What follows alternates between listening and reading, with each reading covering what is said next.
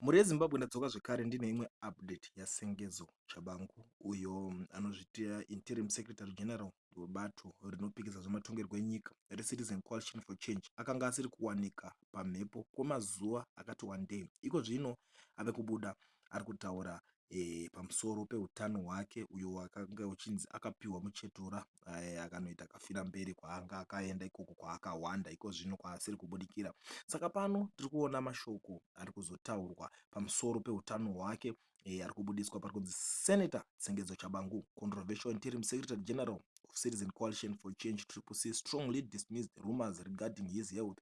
The speculation about Chabangu's health has prompted widespread curiosity about his well-being.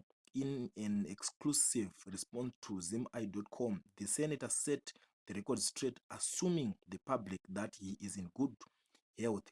Last week, zimeye.com reached out to Chabangu to seek clarity on his condition amid growing concerns about his health. Greetings, Senator Chabangu. How are you feeling?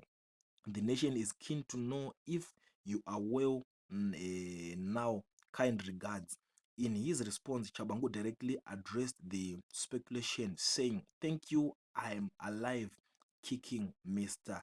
Chikanza." Ndo response yakadzoswa naTsengedzo Chabangu achipindura mubvunzo pamusoro peutano hwake uyo hwakanga hwafamba mbiri kuti hauna kumira zvakanaka achipindura. So ndo nyaya iripo iko zvino according to Zimeye vari kuti achiri mutano achiri mupenyu, ndo response iri kutaurwa panapa. Nyangwe zvazvo vanhu vakataura zvizhinji pamusoro pake Sengezo Chabangu iyeye, asi iye ari kuzobuda achitaura kuti zvoni ndichiriko ndiri mutano. Ndo nyaya iripo ndangoti ndiwe nayo ndakakubatirai. Handizivewo kana mune zvakawanda zvekutaura zvamuri kuda kutiudza pamusoro penyaya iyo, tiudzei mucomment section. Takamirira kupindura tichizozivisana zvinhu zvinotevera kana muchinge mapedza kulaika.